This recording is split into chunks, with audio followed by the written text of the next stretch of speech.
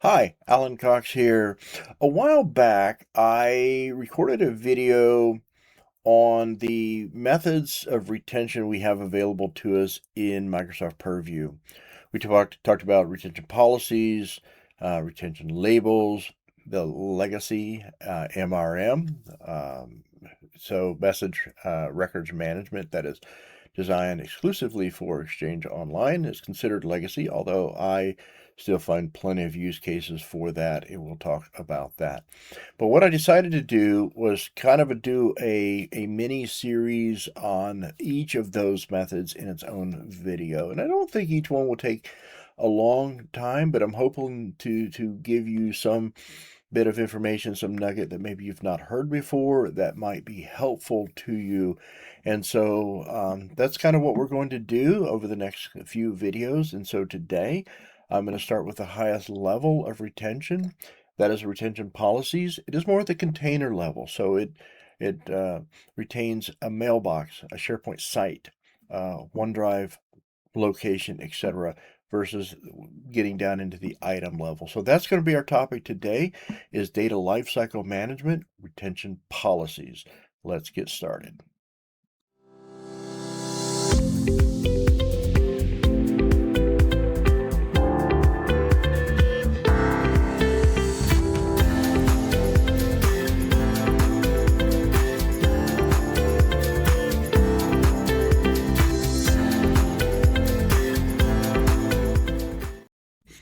All right, here we are in Microsoft Purview. Again, we are going to go to solutions and then we're going to go to data lifecycle management. So data lifecycle management has all things retention really in it and some other things, but we'll take a look at that. So we talked about retention labels. We'll get to retention labels probably next. So retention labels allow us to apply a retention based on a specific type. So sensitive information type, keyword, things like that. It gets very granular. Then we'll slide down here to this Exchange legacy. And this is where that MRM, that message records management type policies, only applies to Exchange mailboxes. We'll talk a little bit about that. It is legacy. Microsoft will tell you they recommend that you use retention policies, although I do still find that there's value in these MRM policies. We'll take a look at that. We're going to be focusing here on retention policies. So retention policies are more at the container level. So a mailbox, a SharePoint or OneDrive, irregardless of what the contents are, doesn't care. It's going to retain the entire mailbox, the entire SharePoint site, the entire OneDrive, etc., Teams, etc. So we'll take a look at that, and then we'll get into policies later. But right now, we're just going to go into retention policies. Now, I have a couple things, and one of the things that right here I want to point out is that I recommend that when you create a policy, two things. Number one, the policy should apply to a specific work load, like Teams, SharePoint, OneDrive, Exchange. I don't think it's a best practice to just create a retention policy and say, well, even if you're going to retain all emails in SharePoint sites and everything for 2 years or 3 years, to have one policy for all for all of it. I break them out. So I want to know also, but the second thing is by the name of this, I know exactly who it applies to, what it's covered, and for how long. And I want to know that without having to dive into the actual policy. So here I can tell right now this is an adaptive scope policy. An adaptive scope we'll talk about. I use adaptive scopes a lot, especially if you have areas where maybe different groups or segments of your organization may have different needs when it comes to retention. And so adaptive scope. So I can look at this and say that the folks in the executive department have a 3-year retention just on their mailbox. That's the only thing this scope, this particular retention policy covers, and I know that just by looking at it. So let's take a look at something like that. We'll create something very similar to this. And so in this case, I'm going to go here, and I could say, again, adaptive. and I could say adoption. Maybe I have an adoption team or group, department, training and adoption or something that I want to focus on that. And I could say, and then I could say here, we'll just do the same thing. It doesn't really matter. 3-year MBX retention. Then we can give it an action, so we can say retain. You can do retain. Can't do it. Delete.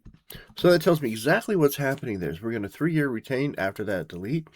Just whatever works for you, but just get something in the name and the description that really makes sense for you there. So I'm just going to go with that. We're just going to say basically a 3-year. I know it's going to be an adaptive scope. Now, if it's not adaptive, if it's across the board, then you just wouldn't use this here. You can say, your organization or whatever you want that makes sense here. So we're going to go here. I'm not going to do admin units at this point. I'm going to do type in. Here's where I'm going to do adaptive. So I can do adaptive as static. Let's look at static first. So static just basically says, and we're only doing mailbox on this, but again, we can get very specific. There's a lot of things we can do here, but we're just talking mailbox. And again, I can edit who's excluded from this policy, or etc. And then we can just go on and create our retention settings. In this case, we're going to do adaptive. So if we're doing adaptive, then if I go next here, we'll see that I've got some adaptive scopes here that I can set up. So who's the adaptive scope? So I've got several things. So we've got a training and adoption department. I've got the executives. We saw that in the previous one. I can do that for specific SharePoint sites or specific groups. Okay. And so I'm going to click here and say, I want this policy to only apply to users who are in this training and adoption department. So it kind of makes it sort of dynamic, and I just like doing that. Now again, I'm gonna only do mailbox accounts on this one here. So it's a user type, but it's only going to affect anybody that's in this training and adoption department or adoption department. And I'll take a quick look at that real quick here in a minute, and just how that's set up. But basically, I'm going to go here now, retain items for a specific period of time, retain items for a specific period of time. Now, I want to explain the difference between this and this.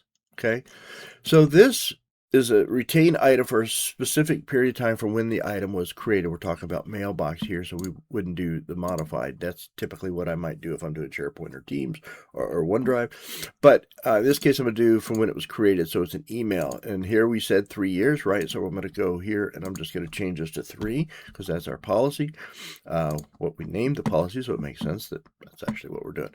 So the retention means that if a user deletes the item, it is not actually deleted. I'm telling it is going to be retained for 3 years, period.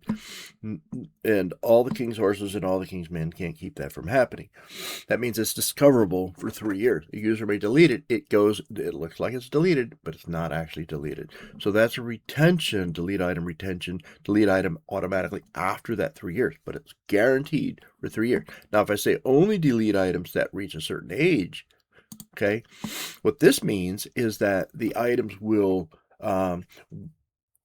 it's guaranteed that they're not going to last longer than that, but it's not retaining items. So in other words, the items are not going to be retained, but when they reach a certain age, they're just going to make sure that they drop off, they're deleted. So they're not going to last any longer than 3 years or whatever our retention is. However, user deletes it, it's gone because it is not being retained. So I'm going to go with the retention here, what we just said here, and we can just say retain items forever, but that kind of really defeats the purpose, right? So we're going to go retain items for 3 years, which is what our policy says here. And really, it's just, that's it.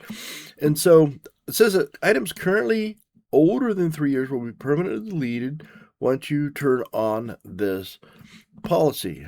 Now they'll be deleted, but they're they're essentially they are essentially recoverable. But anyway, that's but it is telling you that it's letting you know that anything that's currently in the user mailbox, where it applies to the scope user, it's 3 years because that's the policy. I'm going to submit that, and so we'll see that this policy come up. And then real quick, I'm going to talk about where we go to set up some adaptive scopes and kind of how that looks. Okay, so you've successfully created a retention policy. We can go in and do other things here.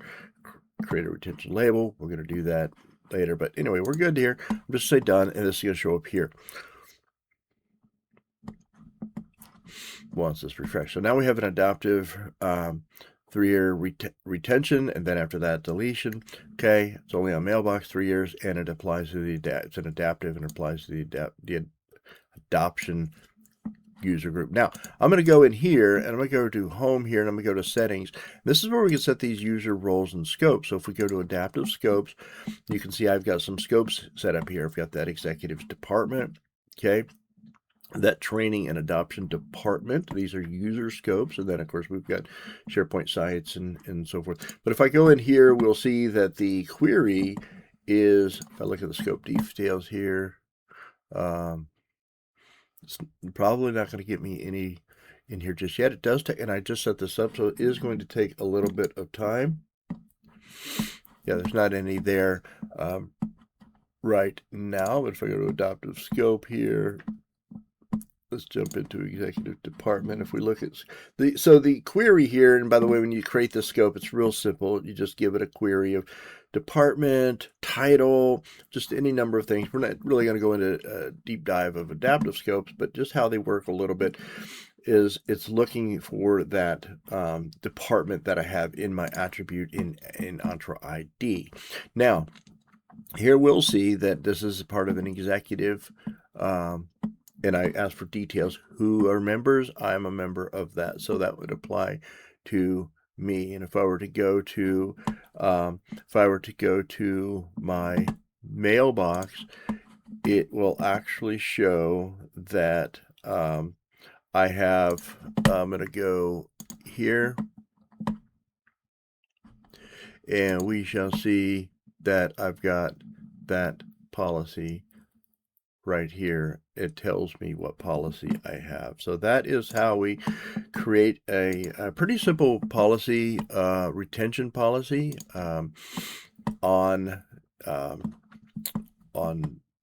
in this case using an adaptive scope.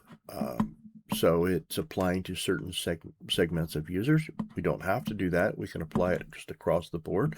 But that's a little bit of how we do basic retention policies using Purview. I hope this was helpful for you, and I appreciate your time, and thanks for watching.